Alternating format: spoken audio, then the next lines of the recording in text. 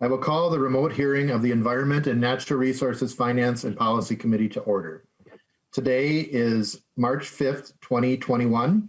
This meeting is held in accordance with Rule 10.01, which was passed and allows for remote hearings. All remote hearings are recorded and live streamed by House Public Information. The clerk will take attendance by roll. Chair Hansen is present. Wazlawik, Amy. Wazlawik, present.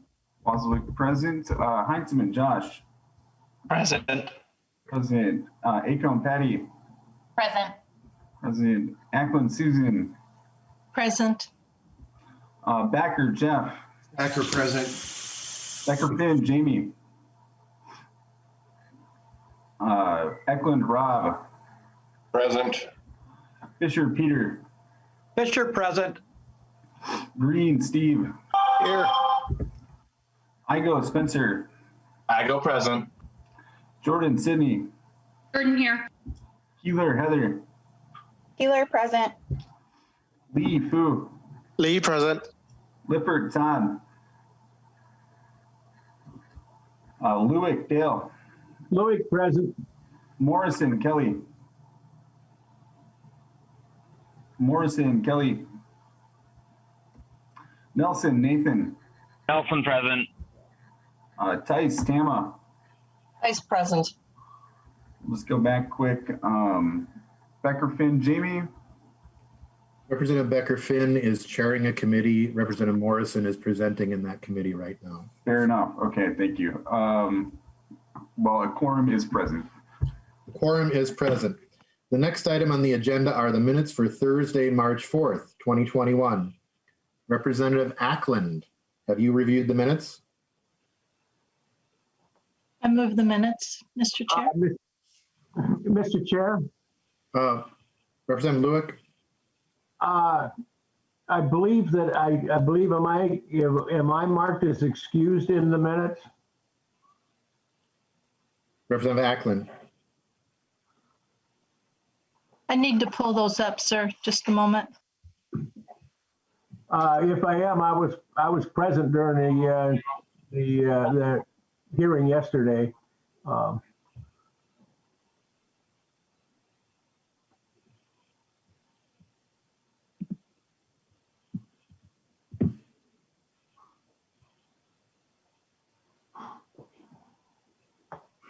Adam?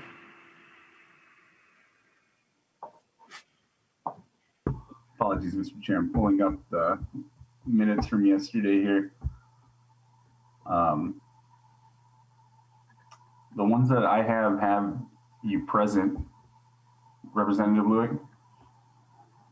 Do you have me as present? Yeah. Okay, great. Mr. Chair, I believe Representative Lewick was marked as excused for the vote at the table, just as I was marked as excused for the vote on the lands bill that I had. Okay. Oh, yeah. Yeah, I think I was muted myself. My mistake.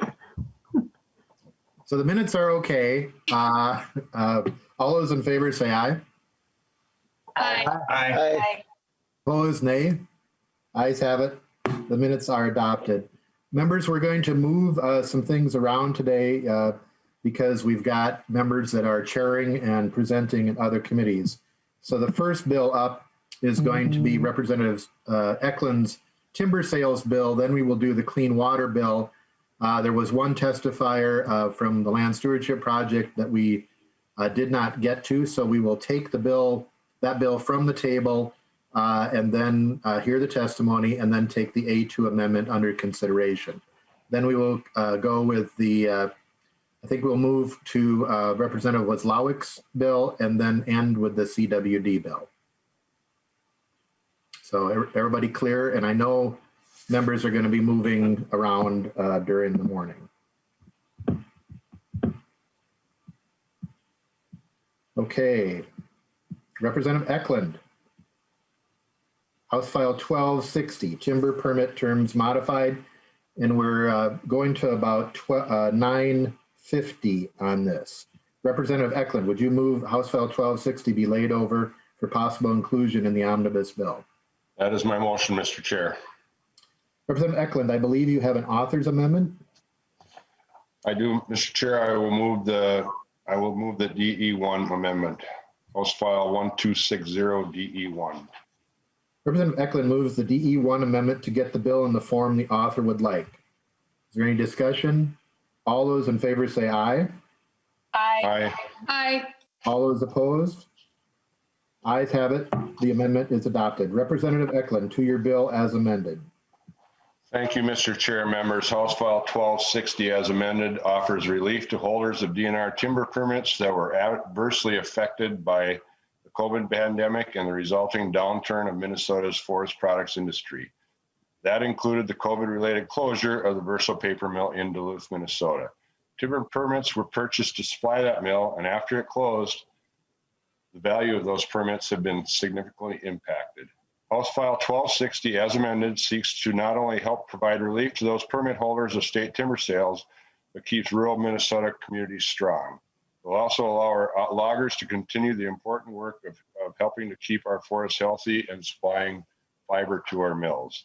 I have 3 testifiers joining me today, representing the Minnesota Logging Community, Mike Birkeland and Scott Dane. Mike is from Minnesota Forest Industry. Scott Dane is from the Associated Contract Loggers and Truckers, and then DNR personnel to speak to the merits of the bill. Thank you, Mr. Chair and members. And testifiers, if you could limit your testimony to 1 to 2 minutes. Mr. Birkeland, welcome to the committee.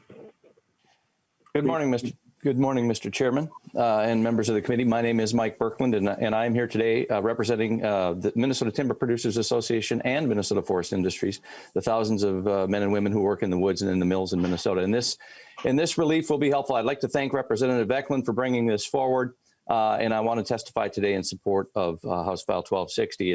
It's needed and necessary for lots of reasons. There were significant ripple effects on Minnesota's logging community after the closure of the Verso mills last summer. And, primarily impacted loggers who harvest spruce and balsam trees. So think of your classic Christmas trees, some birch in that component as well. But Verso in Duluth was using about 50% of the spruce and balsam in the state. And following those mill closures, very few places for that wood to go. So the market was flooded with spruce and balsam, and loggers were stuck with down payments on state timber sales. A couple of important considerations. There is precedence. The legislature has stepped up in the past and provided assistance and help and relief. That happened in 2007 with several mill closures in the state, and in 2013 when we had a couple of other mills that were shut down and the industry was impacted.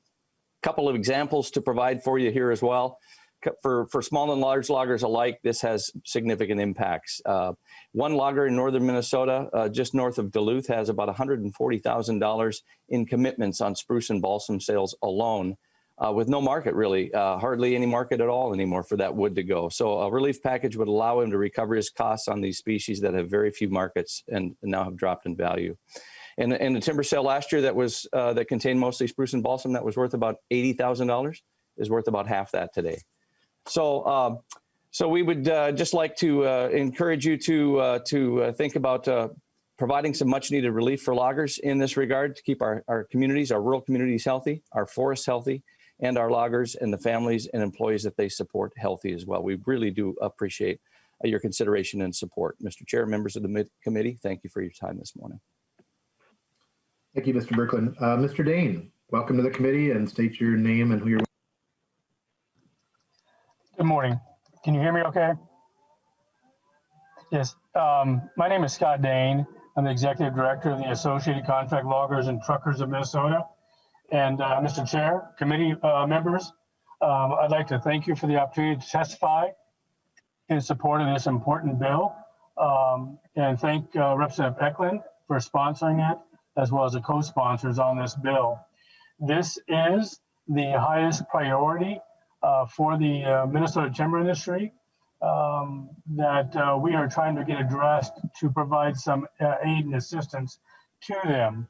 All portions of this legislation are important for various reasons. If we're going to address the true threats and challenges that are compromising the viability and the stability of Minnesota's timber industry. So all 3 components, major components of this legislation are very important. Mike had shared an example with you, which is a terrific example.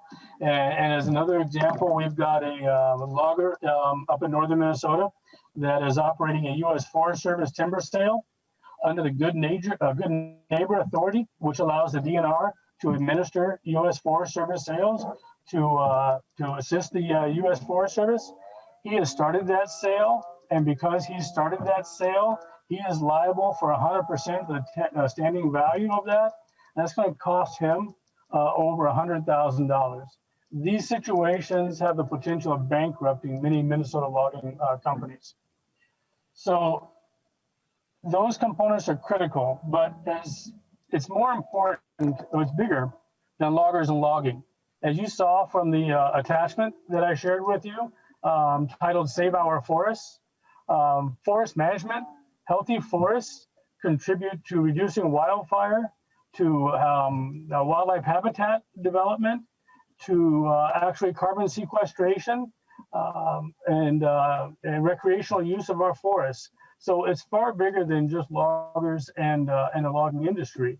If we're going to have healthy forests and derive those benefits that we noted on that paper, we need a healthy logging industry in Minnesota. Loggers are trying to wrap up the harvest season. In fact, they're expecting road bans to go on next week, which will shut down the timber operations. So those guys are in the woods scrambling right now. But I'd like to share a couple of quotes in their words from them. We have the opportunity to speak on their behalf, Mike and I do, but it's their livelihoods and their lives that are being impacted by this, aside from those examples. One quote from Greg Tibbetts: "The impacts of the Verso shutdown are far more than the 200 mill workers. It's probably more like 1,000 people affected when you look at the big picture. Short term, I'm okay, but long term, I'm not sure. Pretty uncertain." Mike Nielsen, a logger out of Ely, Minnesota, was quoted in this week's newspaper, the Duluth News Tribune. "We need another mill up here. We've got 20 to 30% too many loggers for the mills that we have right now. We don't have too many loggers. We have too few mills." This assistance that you have the opportunity to support today and pass will enable these loggers to survive to support the existing mills and not lose any more mills, and then to support future mills as well. So counties and the federal government have taken substantial steps to assist the timber industry through this pandemic and the impacts of it. And now is an opportunity for the state to join these other public land management entities and support this legislation as well. I'd be happy to answer questions after the other testimonies or follow up as needed. But I really ask that you support this bill for Minnesota's timber industry and all the benefits that are derived for the state of Minnesota. Thank you very much. Thank you. Forrest Bowe, Minnesota DNR, 1 minute. Good morning, Mr. Chair, members. My name is Forrest Bowe. I'm the Director of Forestry with the Minnesota DNR. We too appreciate this bill being brought forward. There has clearly been impacts up and down our system of logging and industry in the state. Just to give you a sense, Verso was our 5th largest mill in Minnesota. They used 43% of the states of the DNR's balsam and spruce. So they were the largest consumer of our balsam and spruce. The announcement that Verso that came from Verso happened just days after we had our big spring auction, and so it really left those loggers holding permits that had a lot less value, I guess, to be real blunt. And so we do really appreciate this bill being brought forward. Just to give you a sense, in total, we have 1,800 permits on all DNR lands worth $55 million. If you think about just the balsam and spruce that this would cover, there's still over 300 permits worth $7.5 million.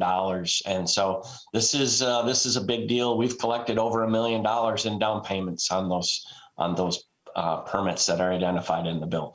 We did do some things right away, things that we could do in current statute limitations. We offered a 1-year interest-free permit.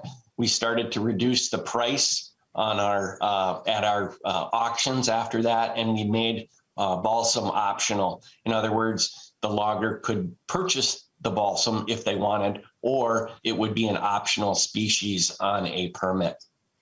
Beyond these actions, legislative help is needed, and that's what's being offered here today. Thank you. Thank you. We have a couple questions, Representative Lewick and then Representative Jordan. Representative Lewick. Thank you, Mr. Chair. And I just wanted to add my thanks to both the testifiers and the bill author. It's important to realize that there's concern. Those trees are still standing out there, so they're not going to go away, and they'll be available in the future. But without this kind of a sort of attempt to fix, we could certainly be in danger of not having the commercial industry available to harvest them. So again, I want to thank all the testifiers and the Department of Natural Resources. This is badly needed across all of Minnesota, where forestry is a huge part of our economy. Thank you. Representative Jordan.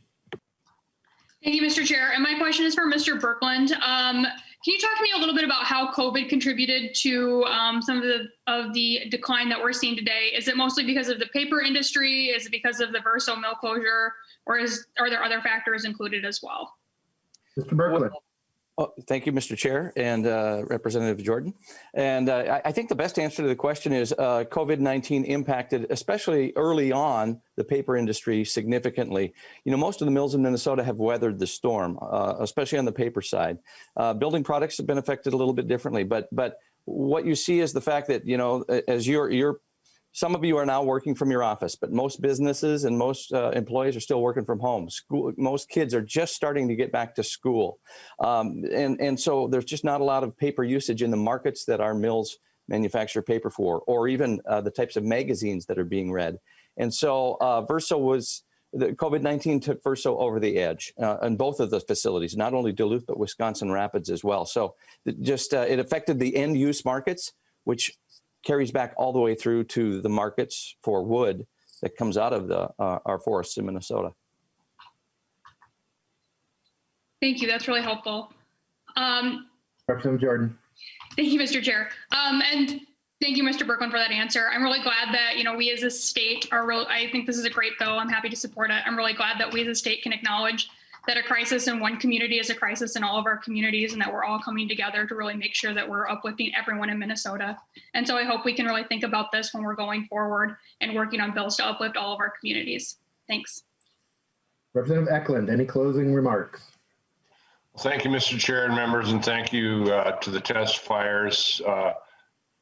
We are at a phase in the forest products industry where if we don't help the loggers out that are holding these contracts, that we may lose them. And then if we lose them, then we start losing the mills that they supply, because we need these suppliers to get the timber to the market. We need these suppliers to help the DNR manage our forests and keep them healthy.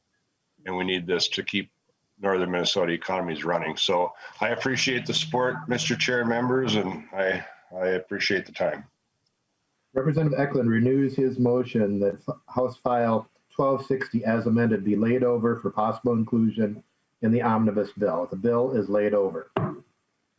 Next, we are going to go back to the Clean Water Bill, and Vice Chair Wazlawik, do you want to take the gavel? Yep, I will do that, Mr. Chair. The next item up is the Clean Water, the bill that we heard yesterday. And I think we'll have to make a motion to move House File 639 as amended, be taken from the table. I will make that motion if the clerk will take the roll. Hansen, Rick. Aye. Hansen, aye. Wazlawik, Amy. Wazlawik, aye. Wazlawik, aye. Hansen, Josh. No. Hansen, no. Acom Patty. Acom I. Ecklund Susan. Ecklund, no. Ecklund no. Becker Jeff. Becker votes no. Becker no. Becker Finn Jamie. Aye. Becker Finn I. Ecklund Rob. Aye. Ecklund I. Fisher Peter. Fisher, aye. Fisher I. Green Steve. No. Green no. I go Spencer. I go no. I go no. Jordan Sydney. Jordan, aye. Jordan I. Keeler Heather. Healer, I. Keeler I. Lee Fu. Lee, aye. Lee I. Lippert Todd. Lippert, aye. Lippert I. Lewick Dale. Fluid, no. Lewick no. Morrison Kelly. Morrison, I. Morrison I. Nelson Nathan. Nelson, no. Nelson no. Tice Tama.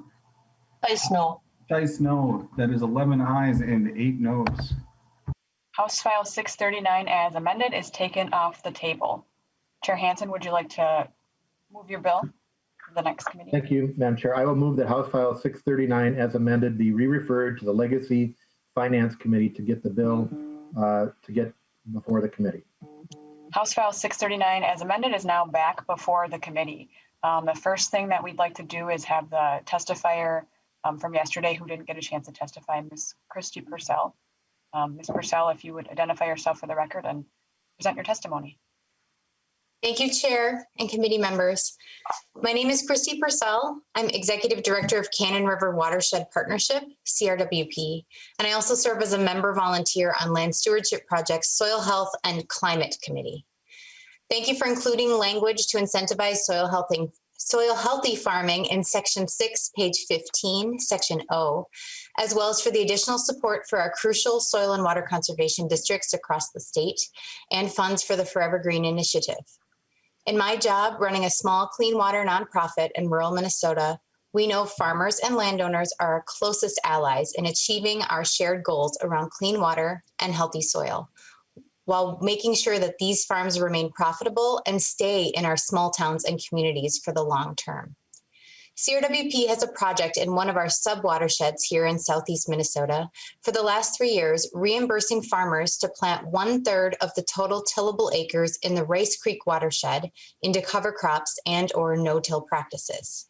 In this area, we've seen the nitrate level in this trout stream decrease more than 40% compared to 2013 data. I've seen firsthand that this type of incentivized, voluntary support for farmers who do the right thing can and does work to benefit all of us. And I strongly believe we need to see more funding directed towards these types of farming practices. We'd love to work with the committee to see the prioritization of small and mid-sized farms, as well as making sure equity is centered so that BIPOC, disabled, and women farmers have the first chance to receive funding within the structured funding model. We're hopeful that this program can encourage and promote best practices and prioritize funding perennial systems such as managed rotational grazing, perennial pastures, and crops that are shown to sequester carbon. We look forward to working with the committee to invest in farming that provides a public good to all Minnesotans, and I'd be happy to take questions if time allows. Thank you very much. Thank you, Ms. Purcell, and thank you for your flexibility and being here with us today to give your testimony. I will go to member questions at this time. If folks have questions, feel free to raise your hand. I see Representative Heinzman. Thank you, Madam Chair. I guess I would like to start from the bill as amended on line 22.16, Stormwater Conservation District fees. Some of the testimony we heard yesterday was actually pretty shocking. And I think if I got the name right here, Amber Bouget from the Hennepin County Recorder's Office really, I think, raised a number of concerns that I'd like to have someone, if they could, elaborate more on. And I'm not sure if Amber was able to join us this morning. I don't see her here, but if she is, that'd be great. She is here, yes. Thank you, Madam Chair. So the lines 22.16 and then on down to 22.27. If the testifier could help us better understand the uniformity that's important in that fee structure, could you elaborate on that? Ms. Bouget, are you I see your name here. Just want to make sure you're actually available. Yes, answer the I'm question. available. Okay, go ahead. Thank you, Madam Chair. Mr. Representative, yes, those fees are for recording fees, and they're tied to the bill ties them to the mortgage registration tax and state deed tax. So on any mortgage or deed, we collect, if it's above a $3,000 consideration, we collect mortgage registration or state deed tax. And in addition to that, we collect a $46 fee for each document associated with that transaction. So the $25 would be in addition to that $46. And that is what is uniform across the state by all counties, the $46. Madam Chair. Representative Heinzman. Thank you, Madam Chair. So if Representative Hansen could maybe help us understand where this came from. It sounds like creating a fee on top of the current fee structure creates some real challenges for our folks in county offices who are trying to collect these fees. Where did this idea come from? And I'm trying to understand, is there another option that we could look at that wouldn't maybe create the difficulties that we're hearing described? There was also a number of other testifiers that spoke to this issue. And so, Representative, if you have some other options, that'd be great. But where did this come from? I guess specifically, I guess I'm wondering where that Chair is Hansen. originating. Yep, thank you, Madam Chair, and Representative Heinzman, glad for the question. Representative Heinzman, there was actually a bill introduced last week as well. I don't have the number off the top of my head that I think will be coming our way. Members, for 6 years, there has been an allocation from the Clean Water Fund for Soil and Water District general purposes. It was referred to yesterday as a county allocation or capacity grant. In 2015, those funds, which are, I believe, over $20 million, were swept back when there was a surplus to repay the Clean Water Fund. In 2017, a similar thing happened, where those funds were swept back to repay the Clean Water Fund. In 2019, there was over $20 million again, but it was not swept back. So the problem of Soil and Water Conservation District general funding is a real problem. And for at least 3 years, I know there's been efforts at trying to find a solution because clean water funding, frankly, is not appropriate for general, essentially local government aid to soil and water conservation districts. Back in 2015, the money was supposed to be used for buffers. If we go back to the debate, to help with implementation on buffers and to have a water purpose. Now the purpose is general capacity, not for outcomes for water. So I know for at least the last 2 years, there have been strong efforts at the usual stakeholder task force working group effort to try to come to some type of solution.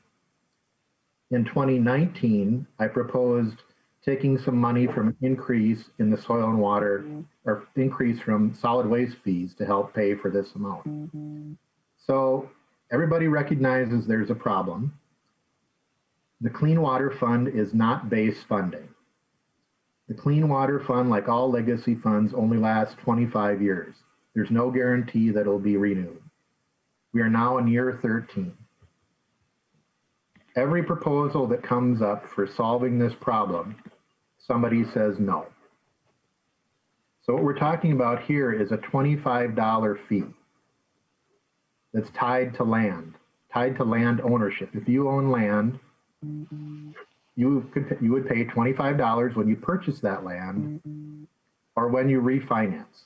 It's a one-time fee unless you refinance, and then you pay it again. and that is to tie soil and water conservation district funding to the land. So the counties, because there are some counties who do not strongly support their soil and water districts. So trying to find an option here, what we've done is, what we've done as a committee is we have provided a transition of $12 million currently to transition, but to implement a $25 fee that the counties could opt in on. Now you should know that the 11 county metro area currently has a $5 conservation fee. I just refinanced my mortgage. I paid a $5 fee that's tied to the land where my house is. I don't think $5 or $25 is too much to pay one time for land conservation. And what we do in the second year is we're tying aid to soil and water districts to water. That there are 3 specific types of technical assistance funding that they could apply for to get projects in the ground, to provide for that administrative support for implementation of practices. But in order to do that, they've got to have some local buy-in, because we have some counties that refuse to have the local buy-in. Now, about 40% of the state has watershed districts, and those watershed districts have levy authority. I think for at least 6 to 10 years, there have been efforts to try to provide levy authority to soil and water districts. That's been opposed. So what a county could do is, if they've got a watershed district, they don't have to apply, they don't have to do a fee because they've got a local buy-in. But this is a way that if you're going to get state money for clean water, for technical assistance to achieve water quality goals, you've got to put some local money up.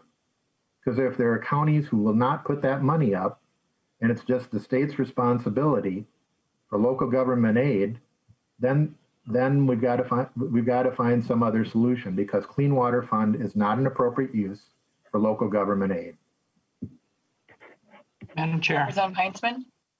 Thank you, Madam Chair. For those folks that are watching this hearing at home, I'm going to remind everyone that might have lost track, because that was a long monologue that didn't answer the question. The question was very specifically, where did this idea come from? And we're trying to figure out if there are other viable options, because I think everyone understands that if they're following home sales, that those transactions are not a stable source of funding. We all agree that SWCDs need a stable source of funding. Now, in Representative Hansen's mind, that it's not appropriate to use clean water funds. And there's others that agree that that isn't appropriate, but there are plenty of folks that see that as a very reasonable source, considering the kind of work that soil and water conservation districts do around the state to protect water, to clean water, which is absolutely a part of the mission statement of that fund. And so it's a very reasonable question, especially considering the testimony that we heard from the Hennepin County Recorder. And that question wasn't answered. We got a monologue going on and on about how we need to find funding. Nobody disagrees.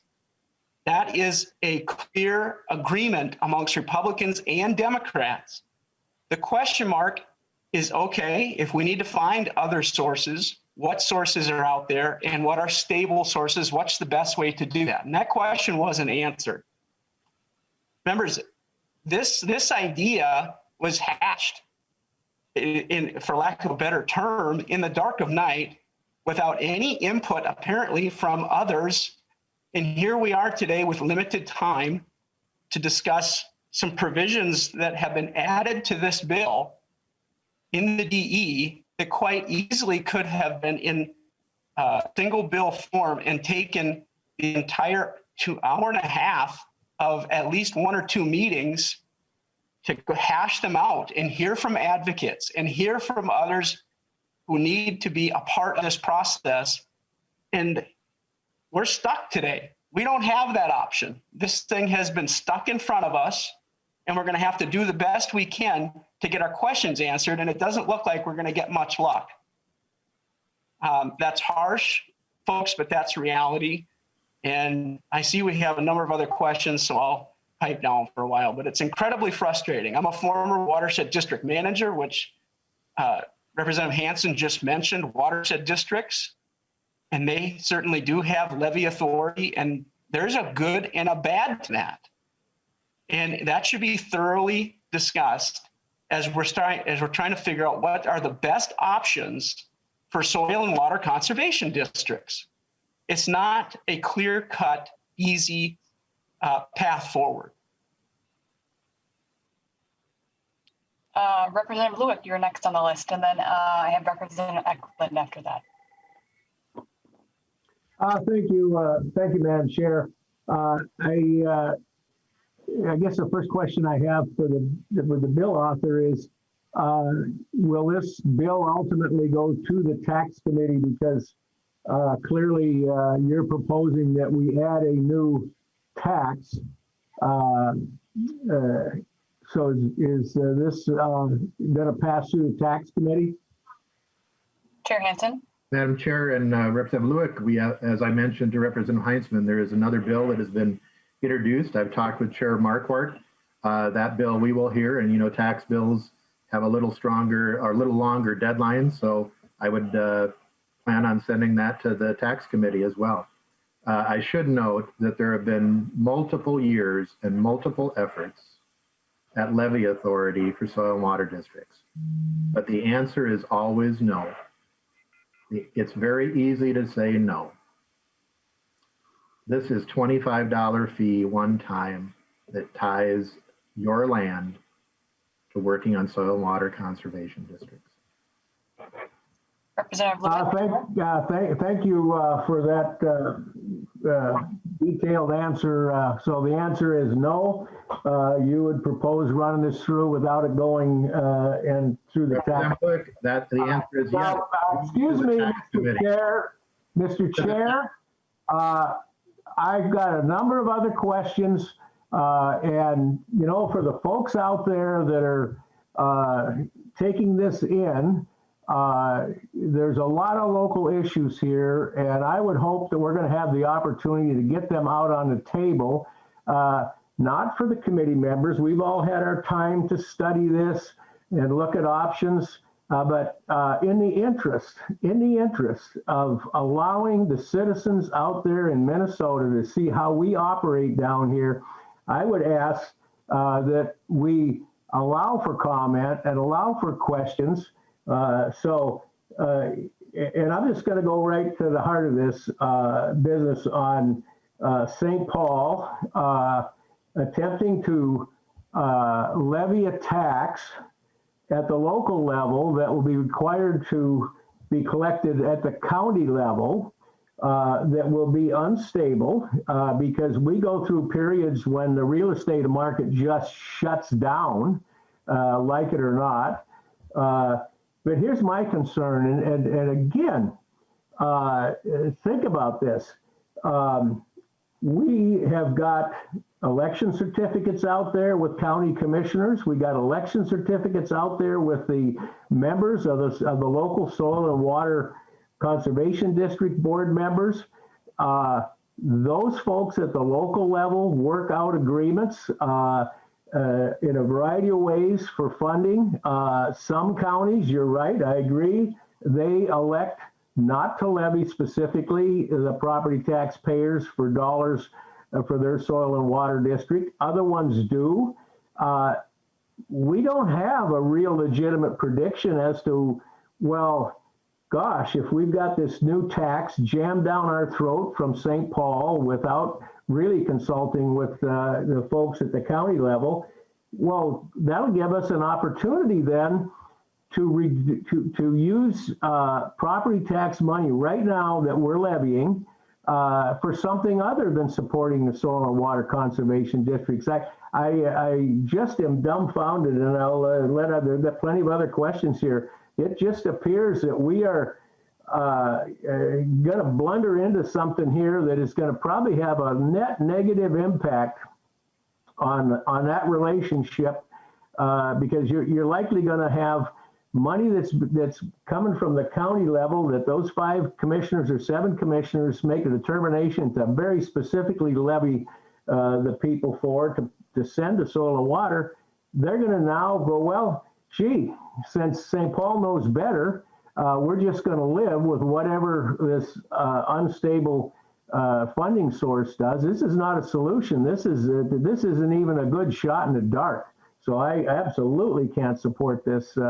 And again, I appreciate the chair's indulgence, because if we're going to allow all the members to discuss at length the concerns of a bill, then let's be fair to everybody. So again, thank you, Madam Chair. Chair Hansen. Thank you, Madam Chair. It's important, I guess, Representative Wazlawik, for you to read the bill, because it's a local option to apply the $25 fee. A local option that the county would make in order to receive. We're nearly at $125 million a year annually that goes out in the Clean Water Fund. We're talking about $28 million that was the request. $28 million that the county could choose, if they don't have a watershed district, which can levy, to impose a one-time $25 fee. The Soil and Water Conservation District money has become local government aid. And members, I hope people at home are watching. This opposition to a $25 fee of local money in order to get millions of dollars of state money. A local option, $25, one time. Now, Madam Chair, Representative Wazlawik, I have the floor. That where you are correct is that it is an unstable source. It does vary. But there's nothing stable about one-time money every 2 years that's going to expire in 12 years. That is not stable. And with the increasing inflation of the demands from soil and water districts for general capacity, by the time we get to the end of this, we could be at $50 million instead of $28 million. And what if the amendment is not renewed? Then what's going to happen? The amendment was supposed to be for things that were special, in addition to protect, restore, and enhance our waters, not to supplement local government funding. Madam Chair, Representative I'll be very quick. Yes, we have 6 other members with their hands up. Thank you, Madam Chair. They should get an equal opportunity just like you. Absolutely, and just in answer to that, there are clearly penalties. This is one of those offers you can't refuse without on the long-term suffering penalties from the state of Minnesota, and that's not how we should treat our fellow elected officials at the local level. Thank you. Members, just a reminder, please do not interrupt other members when they're speaking when they have the floor. The chair decides who gets to speak in committee, so please respect that. Representative Ecklund. Thank you, Madam Chair, and thank you for that reminder. I think we all need to remember that at times in this process. I have 2 quick questions for the author of the bill, Madam Chair. The first question is on lines 15.32 to 16.15, $12 million the first year for the grants to SWCDs. Will all SWCDs be eligible for this funding? Chair Hansen. Madam Chair, Representative Ecklund, yes. Thank you, Madam Chair. Thank you, Madam Chair. One other quick question on 16.16 to 17.2. Is the expectation that all CWDs will be eligible to receive this funding? Madam Chair, Madam Chair, that's a technical assistance piece of that. Madam Chair, Representative Ecklund, yes. Thank you, Madam Chair. Thank you. If they have either a watershed district or the $25 conservation fee. Representative Ecklund? Thank you, Madam Chair, and thank you, Chair Hansen. So, this is an interesting discussion.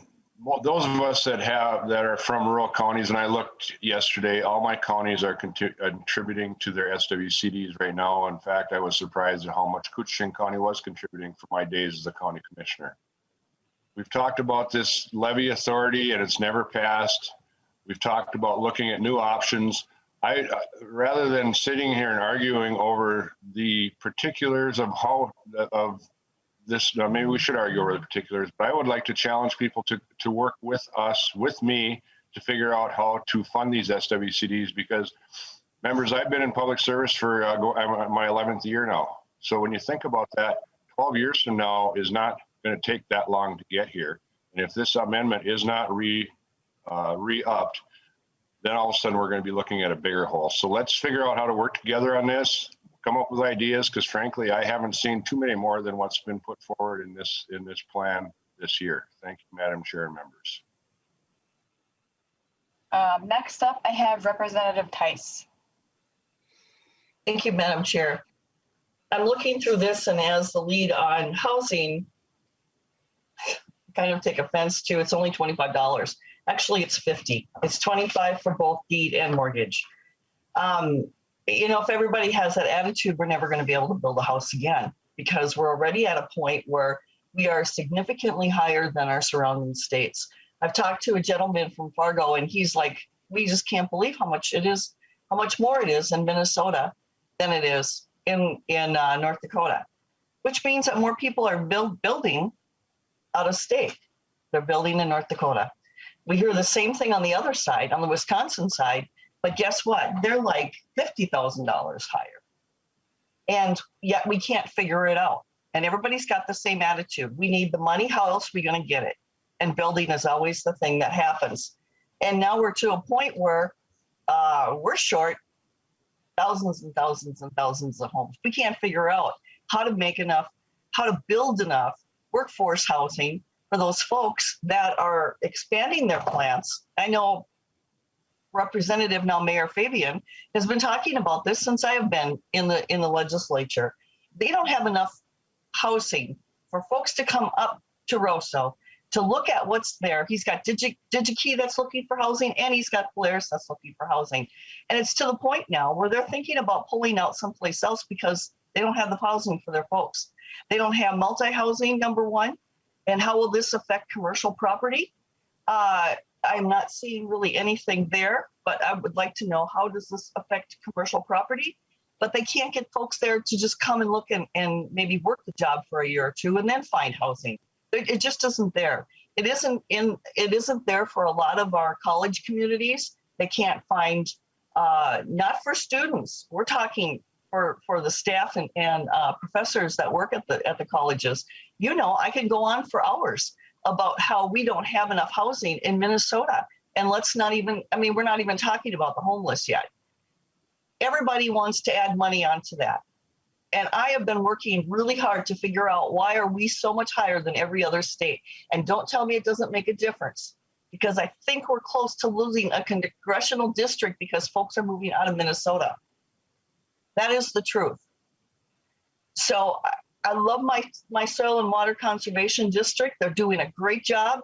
We have seen some wonderful work done. But housing always seems to be the thing, and it's only $25. I get it, Rick.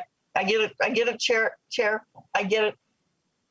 But there's a point where we got to find another source. And I don't know what it is, and we got to quit raiding funds. I agree with that part of it. I have been part of a builder fund that's been raided many times, and then I get the letter saying, guess what? We've got no money. You need to pay more at a time when I can't afford it. Usually when it's a downtime in our economy. And here we go again. I know. I'm hitting it. You're hitting housing, and I'm like, no, housing can't do it. Housing doesn't even have enough, and we're hitting it again. I'm really, this part is a huge no way for me. And I think it should be for anybody that's listening to this and wanting to build in their communities because they just don't have enough housing, period. Let's tell a veteran that it's only $25. And right now he's living on the street and we can't afford to house him. I'm really lit up. This really is a big deal. And I'm really sad to see that here it is again, housing's getting hit. And then we can't figure out why we don't have any people coming to Minnesota to build and enjoy their lives here. So, you know, every $25, every $50 makes a difference. Right now we're looking at 46 to 61 in my county, in Stearns County, and now we're adding another 15. Really makes me sad. But I guess my bigger question is, how does this hit commercial? Thank you. Chair Hansen, do you want to respond to the question? $25. It's not based on value. It's $25 when the transfer occurs. And members, there's a price to owning land. I think that we are acknowledging that with land, soil and water conservation districts. That price is now being paid with the Clean Water Fund. Next up, I have Representative Backer and then Representative Lee. Thank you, Madam Chair. Thank you, Madam Chair. Accessing a $25, $50 fee on a home like this for soil water conservation district really comes across to people as like, because I own a car, I'm going to be taxed because I'm wearing shoes.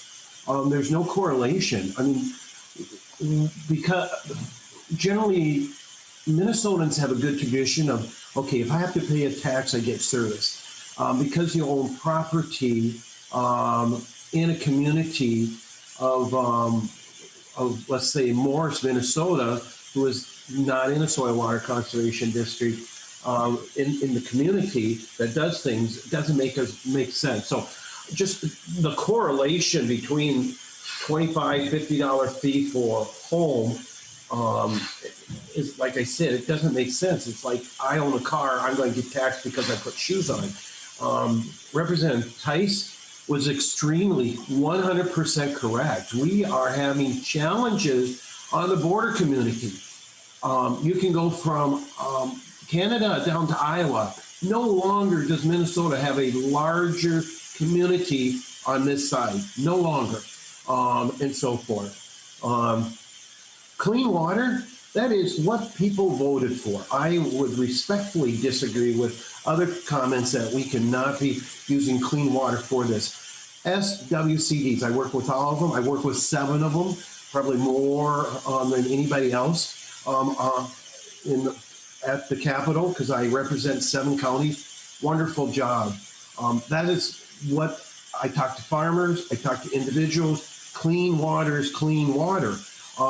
In helping SWCD to operate that in a general obligation, that's what people are happy about. And to tack additional fees is not correct. This is wrong. I have a lot more to say. I think I've said my 2. I know the other side will disagree on me, but we are already taking so much money out of harder earning Minnesotans. We are already sending people over the border, and this is working with clean water. This is what people voted for many years ago. Instead of some of these goofy projects that we're doing already, there's some really people on both sides of the aisles are concerned about how some of this money is spent. No one has ever questioned that we are spending clean water money to help clean water through SWCD, because that is their responsibility. That is why people voted for this, that I've talked to over the last years. Thank you for your indulgence on this, Madam Chair. Appreciate it. Members, we are going to wrap up and vote on this at 9:30. So we have 4 members with questions. We're going to get through as many as we can, and then we will move to the vote at 9:30. Representative Lee. Thank you, Madam Chair, and I'll try to be quick and I'll appreciate a follow-up. So I think this is geared towards the DNR right now and the Clean Water Council. To the DNR yesterday when they presented, Mr. Meckel talked about how they're monitoring contaminants in fishes and our water. One, what are you doing to make sure that this material that you are gathering is being translated into languages other than English, knowing that we have a lot of fisher men and women of different backgrounds in the state of Minnesota? And then to the Clean Water Council, what are some of the processes that you have in place to ensure that the process of evaluating projects actually have a race equity lens, knowing that the taxpayer throughout the state of Minnesota is from very diverse backgrounds, so that the projects that are funded or recommended to the legislature are reflected of our diverse communities. Thank you, Madam Chair. Mr. Meckel, if you want to take the DNR question. Madam Chair and members, Jason Meckel, Minnesota DNR. Department of Health will speak to how the information gets distributed. We just collect the fish. And Mr. Gardner, if you could answer the question about Clean Water Council. Yes, Madam Chair, and Representative Lee, the Council strategic plan approved a year ago does ask the Council to produce a diversity, equity, and inclusion plan by the end of 2021. And the events of last year caused us to really accelerate the dialogue we're having internally about that, to see where we have gaps in helping all Minnesotans achieve fishable, swimmable, and drinkable water. We are always open to hearing from anybody who would like to tell us where some of those gaps are. We can reach out a lot. We've talked to the Indian Affairs Council, and we're reaching out to the ethnic councils, but be more than happy to seek your input of where you think those gaps could be so that we can address them. Thank you. Members, we do have an amendment that we need to take up before we want to do that before we get to the end of the bill discussion. Representative Heinzman, I believe you have the A2 amendment. That's correct, Madam Chair. Will you move the A2 amendment and just briefly describe it for us? Yes, I would. So I would move the A2 amendment. Is real simple. Council recommendations. Today we've kind of gone on about some concerns that we have, and basically put the recommendations back in place. The projects and the work was supported by the governor. While some of the new funding projects included by the chair are not an issue, we on this side of the aisle have a few different priorities that we think have merit. We also can't support the policy and other provisions added to the appropriations in this bill, which are also a significant concern to the SWCDs, the counties, and the realtors. I think that we need an alternative, and while we may have some problems with the current language, this gives us an off-ramp to kind of get back to square one and kind of pull the politics out of this. So that's my amendment. Thank you, Madam Chair.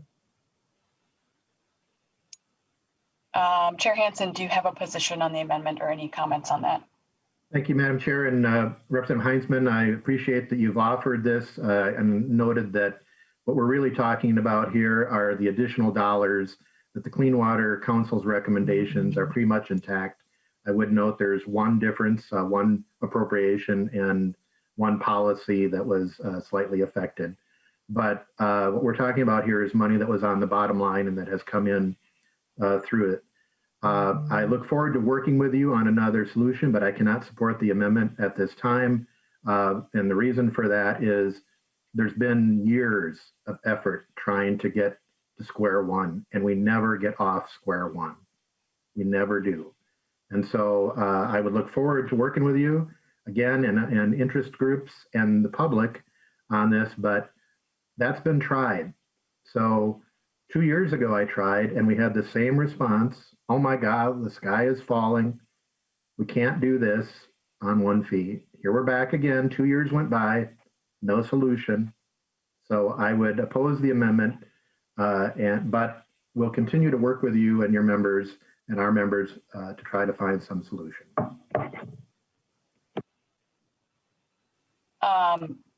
All those in favor of the of adopting the A2 amendment, say Madam aye. Chair. Madam Chair, yes. Madam Chair, I asked for a roll call. Okay. Yeah. Sorry, Representative Heinzman, you were breaking up when you said that, and I didn't catch that. So I will have the clerk take the roll on the amendment.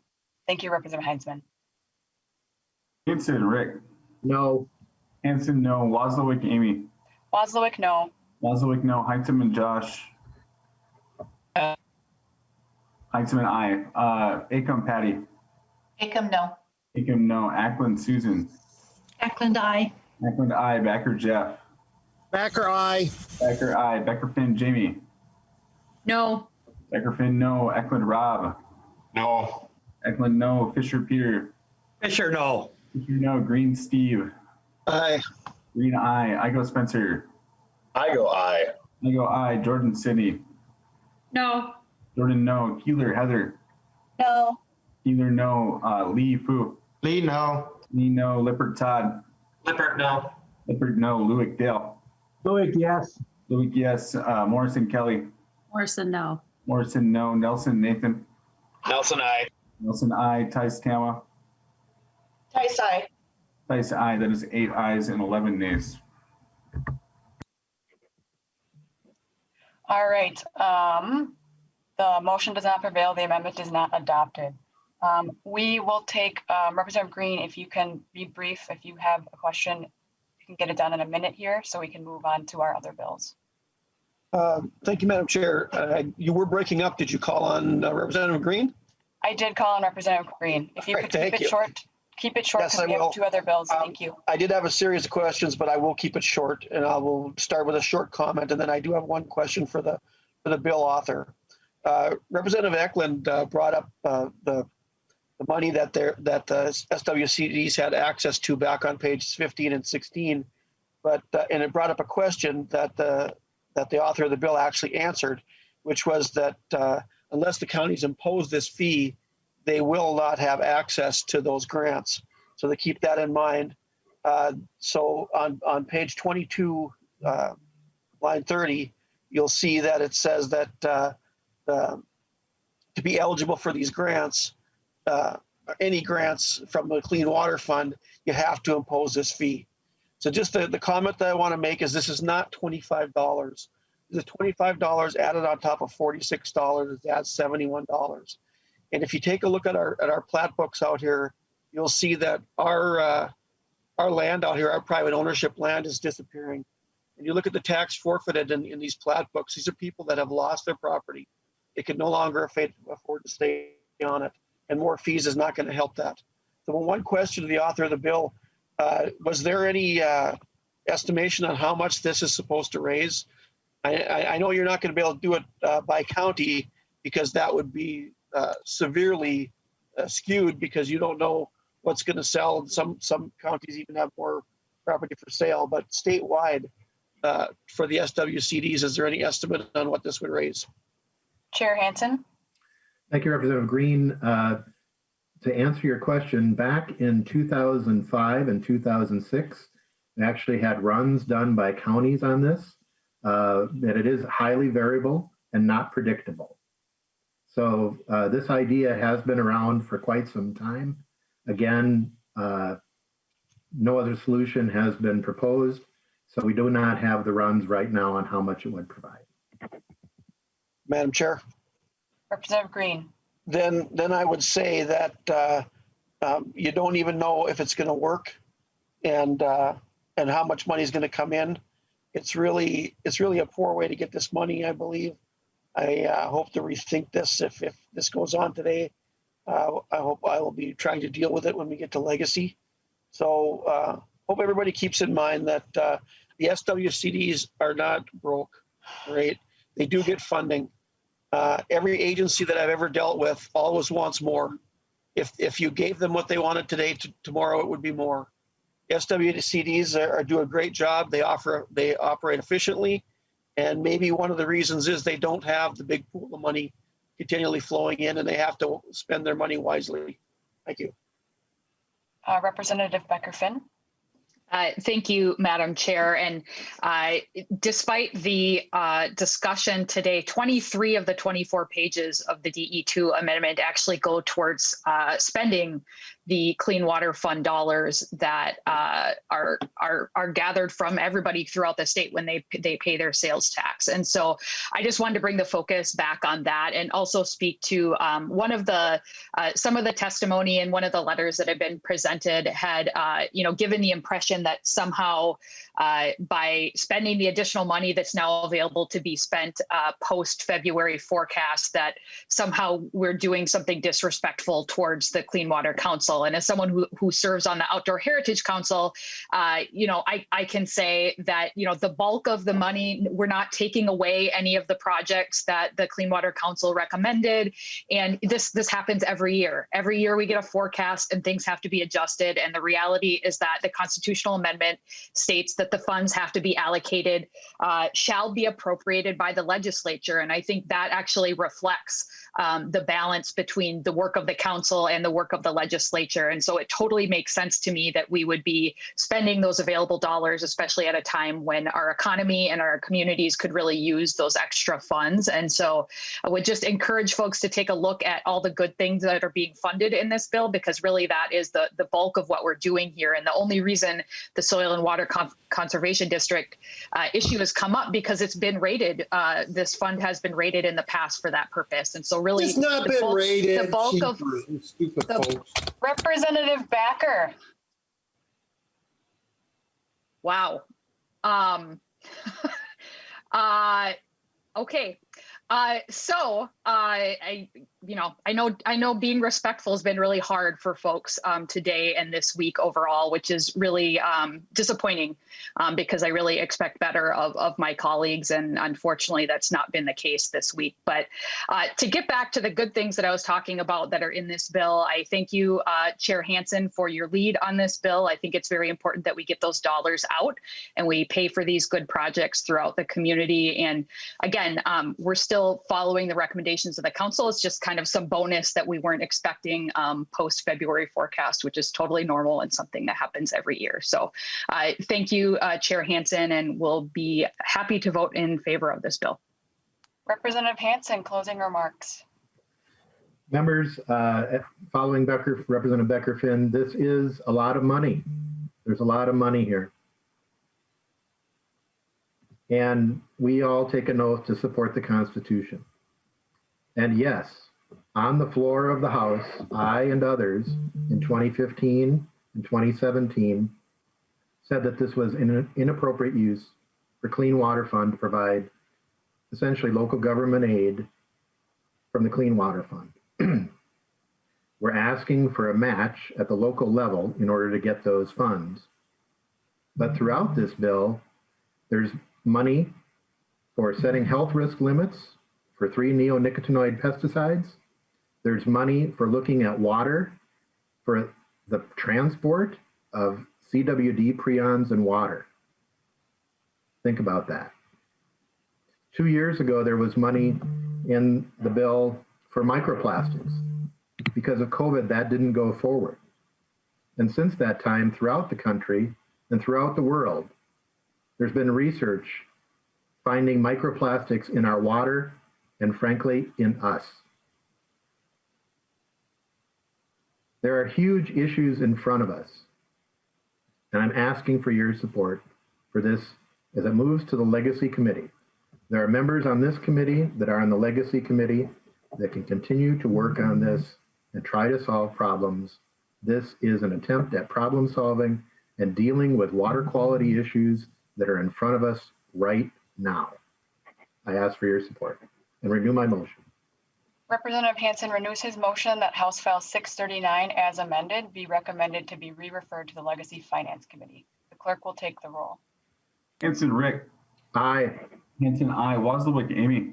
Wazlawik aye. Wazlawik aye. Heinzman Josh. No. Heinzman no. Acom Patty. Acom aye. Acom aye. Ecklund Susan. Ecklund no. Ecklund no. Becker Jeff. A big no. Becker no. Becker-Finn Jamie. Aye. Becker-Finn aye. Ecklund Rob. Aye. Ecklund aye. Fisher Peter. Fisher, aye. Fisher aye. Green Steve. No. Green no. I go with Spencer. I go no. I go no. Jordan Sidney. Aye. Jordan, I. Keeler, Heather. Aye. Keeler, I. Lee Fu. Lee, aye. Lee, I. Lippert, Todd. Lippert, aye. Lippert, I. Lewick, Dale. Lewick, no. Lewick, no. Morrison, Kelly. Morrison, aye. Morrison, I. Nelson, Nathan. No. Nelson, no. Tice, Kama. Tice, no. Tice, no. That is 11 ayes and 8 noes. Motion prevails and the bill is on its way to legacy finance. I will turn the gavel over to Chair Hansen. Thank you, Madam Chair. And members, we have a bit of a conundrum. We must be done at 10 o'clock. So both bills in front of us need to be referred to another committee.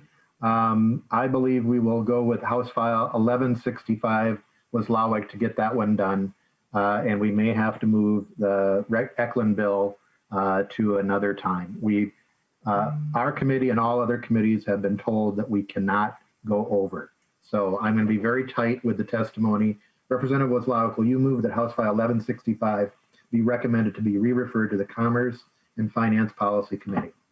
Yes, I will make that motion. Representative Wazlawik, to your bill. Thank you, Mr. Chair. I will try and be brief here. Food and beverage packaging that is falsely labeled as biodegradable or compostable is contaminating our organics waste stream, in large part because the labeling is unclear or confusing for people who buy or use these products. House File 1165 modifies requirements for labeling items as biodegradable or compostable. It requires that the covered items labeled as compostable meet certain requirements and requires compostable products be certified compostable by a third-party organization for them to be sold or distributed in Minnesota. This change is an important step in clarifying for the public which items are truly compostable, as well as reducing contamination at composting sites, allowing them to produce higher quality compost. These changes will also help reduce microplastics that end up in our environment, which we've found out are everywhere. This legislation is supported by a wide range of stakeholders, including all 3 compostable product manufacturing companies in Minnesota, composting facilities, the solid managers, cities and counties with source-separated organics composting programs, and more. I will leave it at that and turn it over to testifiers. I believe first up is Black. Ms. Black, welcome to the committee. Good morning, Mr. Chair, and thank you, members. I'm Ginny Black, and I chair the Minnesota Compost Council, an organization that was formally established in 2013, but we have been informal prior to that. We thank the committee for hearing our bill and Representative Wazlawik for carrying it, and Representative Ecklund for helping Minnesota Compost Council get through the legislative. And as Representative Wazlawik said, the reason for the bill is contamination of plastics. It's the most significant contaminant at a compost facility, and it is the most difficult to get out of that finished product. And the financial revenue part of a compost facility is you get a tip fee in the door, you process it, that's your expense, and you get a tip fee at the end when you sell, or you get a product fee when you sell the product that you've developed. So if the product isn't a real high quality, it decreases the revenue at the facility. Microplastics were mentioned. I don't have to go any further than that. And the original intent was to reduce contamination at compost facilities.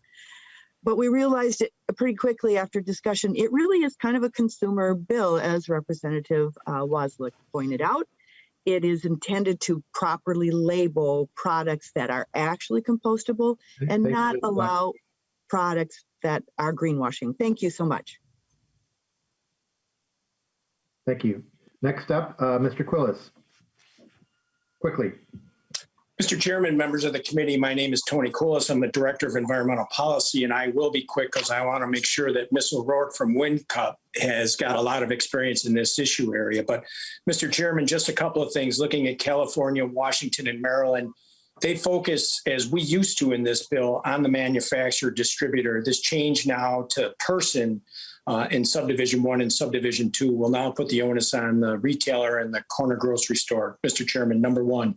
Number 2, anytime there's a change right now in terms dealing with biodegradable or compostable, or in a change in an ASTM standard, it appears on lines 1.17 that it's going to have to be approved by the legislature.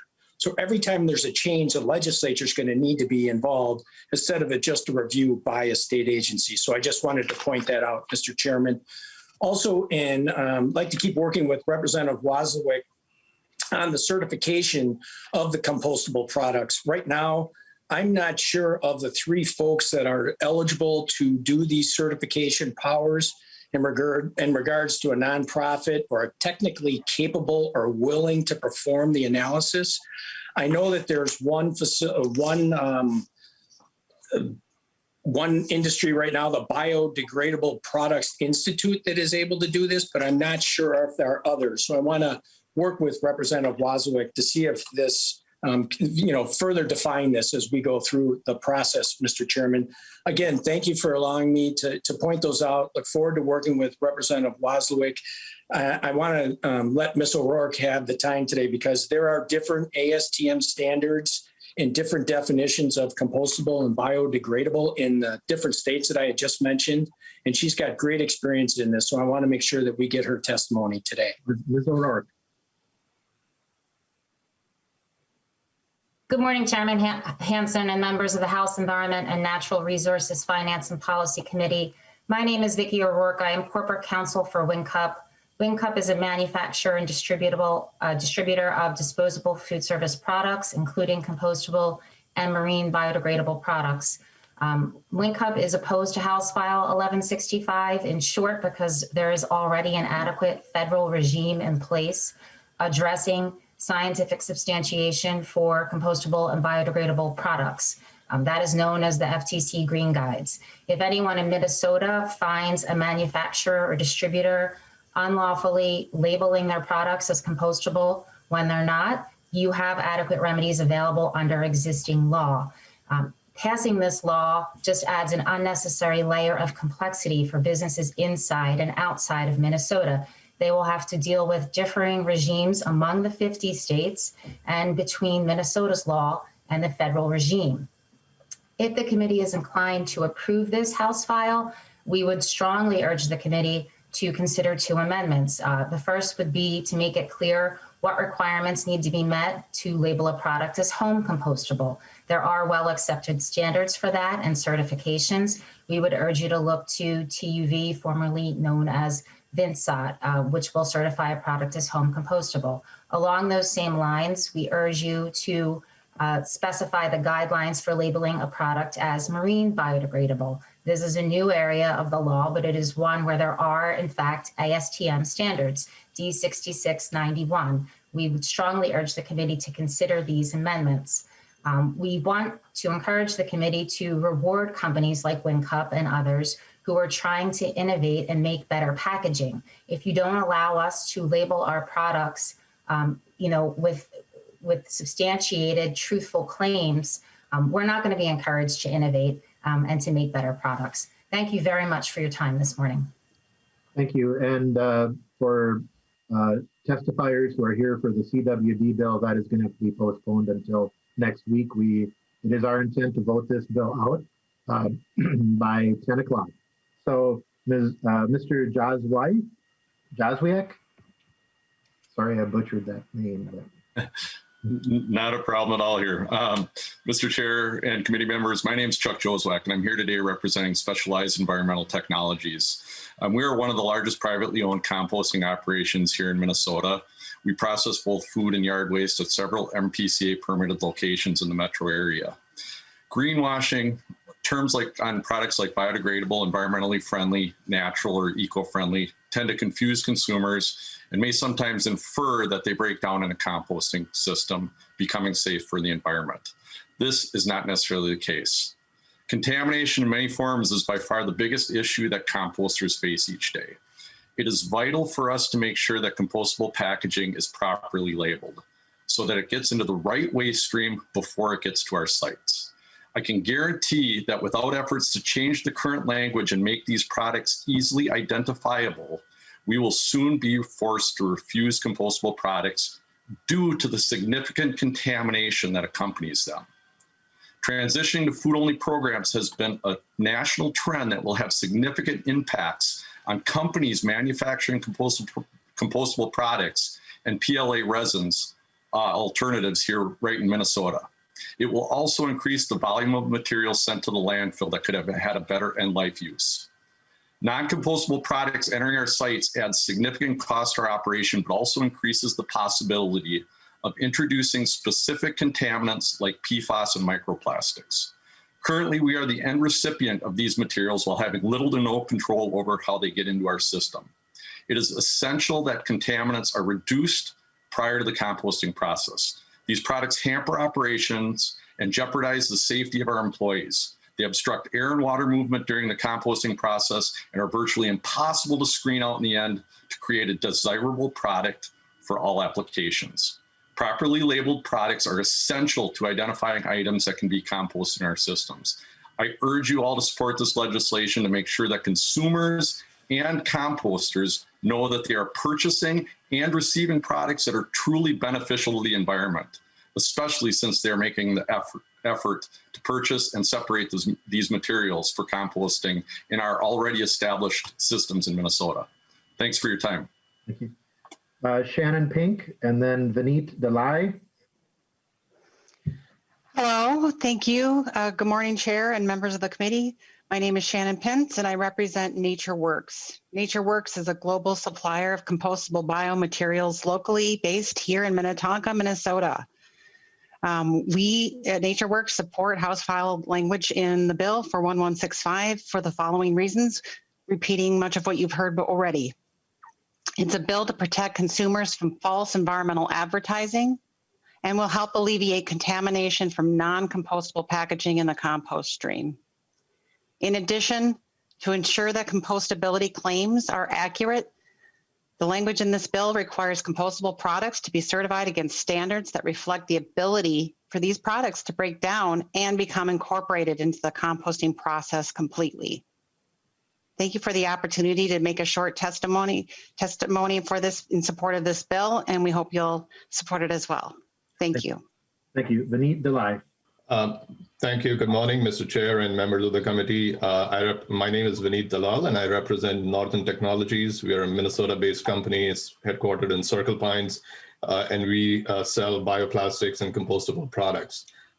We at Northern Technologies support this bill because it will help reduce misleading claims of manufacturers and distributors selling to restaurants and other food establishments for takeout containers. We believe that the language in this bill clearly defines the relevant ASTM D6400 standard, which specifies what is compostable and what is not compostable or biodegradable. And it will help reduce some of the misleading greenwashing claims that have been identified by previous testifiers that lead to poor quality of the compost, resulting compost material. If there are any questions, we are happy to answer, but again, we support this bill and it will help kind of drive innovation and development of new compostable products that kind of help reduce microplastics and help the environment. Thank you. Kadelka, MPCA, very quickly. Thank you, Mr. Chair and committee members. For the record, my name is Kirk Kadelka. I'm Assistant Commissioner with the Minnesota Pollution Control Agency.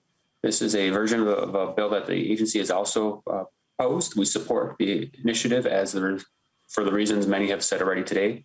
The one new piece I'd like to quickly talk about is the definition of person and the expansion there. We had a good conversation with the Grocers Association yesterday. We will look back at some of our other bills dealing with products and chemicals in them and how we address the role of retailers versus manufacturers. Those have been acceptable to the legislature before, and we'll look at those for ways to amend this to make them closer to that. Thank you, Mr. Chair, for the time. Thank you. Representative Lewick. Thank you, Mr. Chair. Quick question. I guess the author, or maybe MPCA can answer this. And appreciate, generally what we're trying to do, but how would this work for companies that do almost exclusively mail order and ship stuff into the state? Amazon is probably a good example. Do we have the capacity to deal with that and regulate them and reach back and actually force them to comply. Representative Wazlawik. Thank you, Mr. Chair. I'm going to see if Mr. Kudelka could maybe help with that since they're on the enforcement side of things. Mr. Kudelka. Mr. Chair and committee members, that is one of the reasons for the change from distributors and wholesalers to retailers. Amazon is technically a retailer, and we've had experiences dealing with them with other products. And so that's why one of those changes is to be able to address that and make sure that they are also following the law too. Representative Backer.